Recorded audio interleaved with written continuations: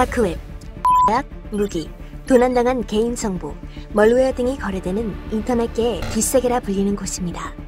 의외로 많은 사람들이 여기서 물건을 사고 팔며 각 나라의 수사기관들은 이들을 잡으려고 대규모 작전을 펼치기도 합니다. 이번 영상에서 소개해드릴 이야기 또한 한때 다크웹계의 킹핀이라 불렸던 인물의 비극적인 이야기입니다.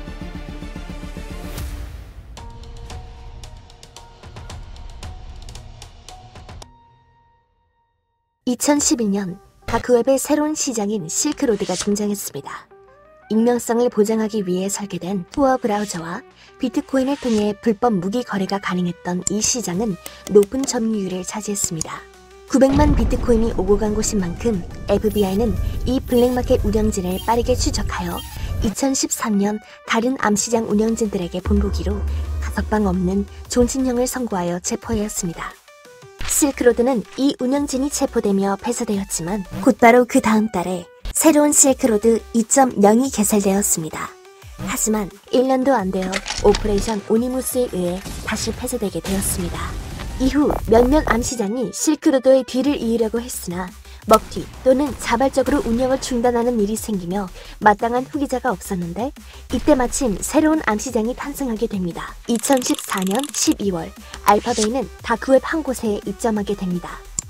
신용카드 정보부터 시작해 가짜 ID 카드, 무기, 약 등이 유통되기 시작했으며 악성 코드까지 팔기 시작하며 90일 만에 1만 4천 명의 신규 이용자를 받아내게 됩니다. 2015년 10월에 이 암시장은 다크웹계의 가장 큰 시장으로 자리 잡게 됩니다. 이 시장의 총관리자인 알파2는 모든 거래에 2에서 4%의 수수료를 얻어갔으며 그는 순식간에 억만장자가 되었습니다. 그는 알파베이를 운영해줄 팀도 만들게 되었습니다. 디스네이크라 불리는 새로운 부관리자와 구매자와 판매자 간의 거래를 관리해주는 관리진들, 상품 판매 전략을 수집하는 PR 매니저까지 섭외하여 일하게 됩니다. 이로써 알파베이가 자율적으로 운영되기 시작하자 그는 매일매일 운영하는 것을 관두고 간헐적으로만 접속하여 운영하는 것으로 바꿨습니다. 이렇게 그의 시장이 승승장구하고 있는 동안 수사기관도 알파2를 체포하기 위해 수사에 착수하기 시작합니다. 그들은 고작 이러한 판매자들이나 구매자들을 잡아들이는 목적이 아니었습니다. 알파2만 체포하면 그가 가지고 있을 블랙마켓 데이터베이스로 모두를 잡아낼 수 있을 테니까요. 하지만 2016년 11월까지는 아무런 수확이 없었습니다. 다크웹 네트워크는 거미줄보다 더한 복잡한 구조를 띠고 있었고 이것을 하나하나 추적하는 데에는 무리가 있었지요. 그러다 2016년 12월 DA 관계자에게 한 통의 이메일이 오게 됩니다.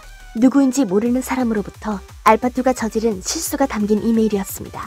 초기 알파베이는 회원 가입을 하면 환영 이메일을 받을 수 있게 되었습니다. 하지만 원래는 이 이메일 속 메타데이터에는 실제 발신자의 이메일 주소가 노출되어서는 안 됐습니다. 그러나 알파2의 실수로 인해 자기 개인 이메일이 노출되는 실수가 발생하였습니다. 그는 곧바로 이 실수를 바로잡았으나 알파베이를 초기부터 견제해오던 경쟁 상대로 추측되는 인물이 이 실제 발신자가 담긴 이메일을 보관해오다가 적절한 타이밍에 DA에 보낸 것입니다. 수사기관은 이 실제 발신자 주소를 토대로 인터넷을 뒤지기 시작했으며 곧이어 SNS와 데이트 앱에서 그의 개인정보를 획득, 그의 실명이 밝혀지게 됩니다. 알렉산더 카자스. 수사기관은 지속적으로 그의 발자취를 따라 그가 현재 태국 아내와 함께 방콕에 살고 있다는 것을 알게 됩니다. 그는 3개의 거처와 람보르기니를 타고 다닐 만큼 큰 거물로 알려진 상태였으며 그의 SNS를 뒤져보니 바람도 피우는 것이 확인되었습니다. 이제 수사기관은 알파베이의 총관리자의 신상을 얻게 되었으니 이제 체포만이 남은 상태였습니다. 같은 시각 알파베이와 비슷한 규모를 가진 블랙마켓이 있습니다. 행사 네덜란드에 데이터 센터를 두고 있는 이 암시장은 독일 수사기관과 협력하여 체포를 앞두고 있었습니다. 이들은 데이터 센터를 복사하는 것에 성공하여 채팅, 기록 및 다양한 데이터를 입수하였습니다. 자신들의 데이터 센터가 복사된 것을 알게 된 함사는 그 즉시 데이터 센터를 리투아니아로 이전, 수사기관은 탈취한 정보를 토대로 즉시 추적하였습니다. 이제 이들도 데이터 센터를 급습하여 해당 암시장만 폐쇄하는 것이 남았습니다. 다크웹의 큰 규모를 차지하는 2개의 암시장을 폐쇄 및 체포로 앞둔 이 수사기관들은 오퍼레이션 베이온의 작전을 세웁니다. 다크웹 특성상 자신들이 사용해오던 암시장이 폐쇄하게 되면 다른 큰 시장으로 이주하는 것을 이용하기로 합니다. 네덜란드 수사기관이 한사를 하이저킹하여 완전히 통제했을 때 알파베이를 폐쇄함으로써 한사를 유입되는 것을 유도하여 가입되는 수천 명의 예비 범죄자들을 유죄로 처벌할 수 있게 만드는 작전입니다. 계획은 완벽했습니다. 이제 작전을 실행에 옮기기만 하면 됩니다. 첫 번째 작전, 네덜란드 부대가 한사의 데이터 센터를 급습합니다. 이와 동시에 독일에 있던 한사 운영진들도 독일 당국에 의해 빠르게 체포됩니다. 이들은 자신들이 체포당해 한사가 하이제킹 당한 것을 알릴 틈도 없었습니다.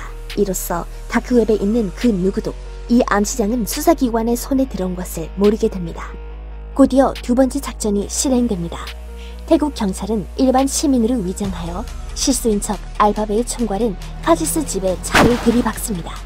이 큰 굉음은 카지스가 집으로 뛰쳐나오게 했습니다. 그가 컴퓨터에 로그인되어 있는 알파베이를 로그아웃할 틈도 없게 말이죠. 집 밖으로 나온 카지스는 곧바로 경찰의 급습으로 제압당했고 그의 컴퓨터에는 다행히도 알파베이의 데이터들이 그대로 담겨 있었습니다. 돈 세탁을 자초한 그의 태국 아내는 기소되었으며 그의 집과 자동차들 그리고 그의 수백만 달러 자산은 압수당했습니다. Today, the Department of Justice announced the takedown of the dark web market Alpha Bay.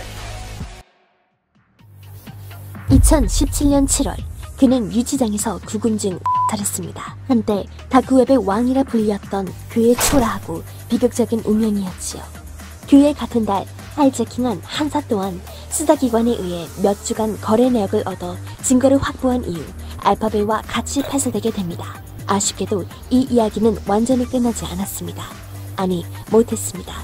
후 관리자인 디스네이크가 2021년 알파베이를 다시 세웠고 이외에도 여전히 다크웹에서는 여러 다양하고 크고 작은 암시장이 설립되고 있습니다. 이 말인즉슨 이 순간에도 불법적인 거래는 지속되고 있다는 뜻입니다.